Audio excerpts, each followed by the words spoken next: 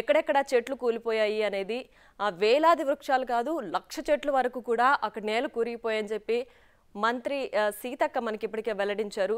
And ఇంకొకటి ఏంటంటే ఇవి సమ్మక్క సారలమ్మ వాళ్ళ దీవెనల వల్లే ప్రస్తుతానికి ఇది అడవిలో వచ్చింది.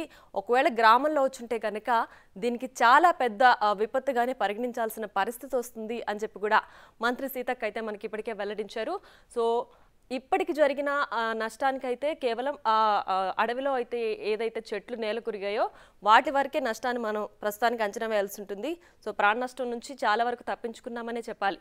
ఒకవేళ ఇదే ఇప్పుడు ఏదైతే జరిగిందో ఈ అడవిలో జరిగిన సుడిగాలి గ్రామాల్లో కనుక జరిగి ఉంటే ఊళ్ళకు ఊళ్ళే అంటే కేవలం ఒకటే గ్రామం కాదు, ఇప్పుడు జరిగిన ఈ సుడిగాలి ఏదైతే ఉందో అది మొత్తం అంటే ఏదైనా ఒక గ్రామంలో జరిగినా కూడా అది ఇంకొక గ్రామానికి పాకే పరిస్థితి ఉంటుంది.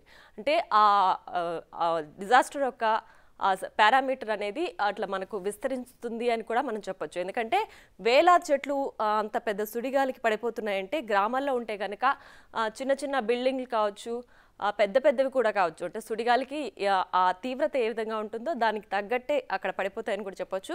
సో ప్రస్తుతానికైతే ప్రాణ నష్టం లేదు కాబట్టి మనం ఈ వీడియో వాళ్ళ పైన విజువల్స్ చూడొచ్చు చెట్లు ఎలా పడిపోయాయి. సో పెద్ద పెద్ద చెట్లు కూడా అంటే వేలాది చెట్లు కాదు లక్ష చెట్ల వరకు కూడా కింద పడిపోయాయని చెప్పి కూడా ఇప్పటి వరకు ఉన్న రిపోర్ట్స్ని బట్టి మనకు తెలుస్తోంది. సో ములుగు జిల్లాలో ఇప్పటికే వరదలు వర్షాల కారణంగా అక్కడ చాలా విపత్కర పరిస్థితి వచ్చిందని చెప్పాలి. సో దాంతోపాటు ఇప్పుడు సుడిగాలు కూడా వచ్చేసరికి అక్కడ ఉన్నటువంటి చెట్లు కూడా నేల కొరిగిన పరిస్థితి కనిపిస్తుంది. సో మనం వీడియో వాళ్ళ పైన చూడొచ్చు ఒకసారి అన్ని చెట్లు కూడా మనకు కనిపిస్తున్నాయి. సో ఎంత సంఖ్యలో చెట్లు ఎలా పడిపోయాయి ఏంటి అనేది కూడా మనం క్లియర్గా ఇక్కడ చూడొచ్చు. సో ఈ వీడియో వాల్ పైన కూడా చూడొచ్చు వేలాది వృక్షాలు. అంటే మనకు అసలు మామూలుగా అడవి అంటేనే మొత్తం చెట్లతో నిండిపోయిన పరిస్థితి ఉంటుంది. సో అలాంటి చెట్లు ఒక్కసారిగా నేల కురిగిపోతే కనుక పరిస్థితి ఏ విధంగా ఉంటుంది అనేది మనం ఇప్పుడు ములుగు జిల్లాలో చూస్తే తెలుస్తుంది.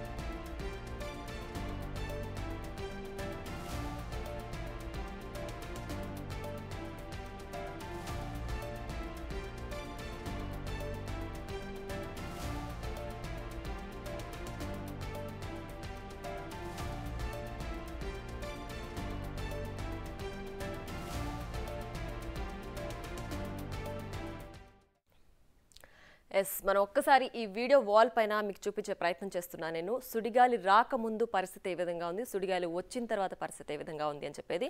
సో మనం యూజువల్లీ అడవుల్లో ఎట్లుంటాయి చాలా దట్టమైన చెట్లతో అడవి మొత్తం కూడా గ్రీనరీతో నిండిపోయి ఉంటుంది. సో ఆ దృశ్యాలే మనం ఇక్కడ వీడియో వాల్ పైన చూడొచ్చు.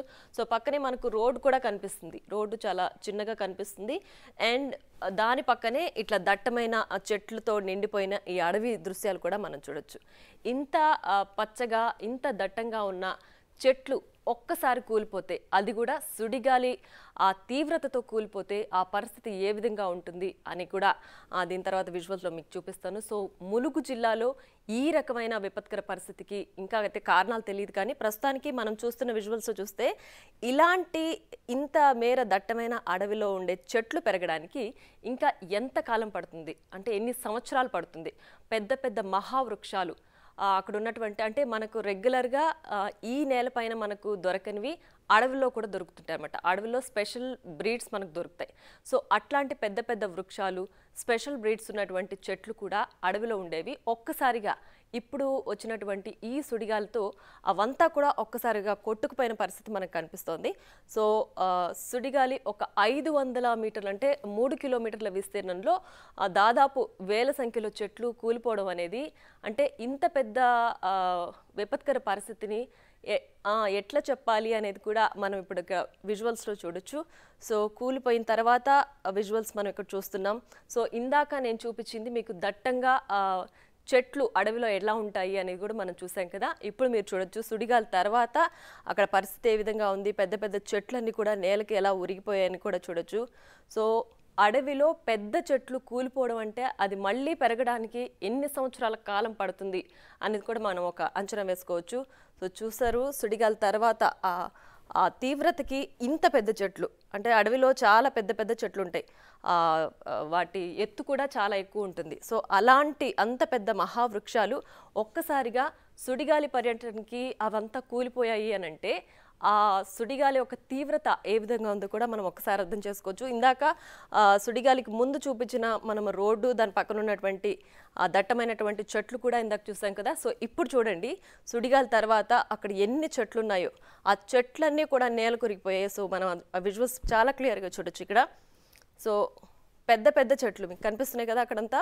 సో ఆ చెట్లంతా కూడా ఇంత సుడిగాలి ఆ తీవ్రతకి మొత్తం పెద్ద చెట్లు కింద పడిపోయాయంటే అసలు ఆ తీవ్రత ఏ రేంజ్లో ఉంది. ఒకవేళ ఇదే గనక గ్రామాలలో గనక జరిగి ఉంటే మనకు చాలా నష్టం జరిగిండేది, ప్రాణ నష్టం జరిగిండేది.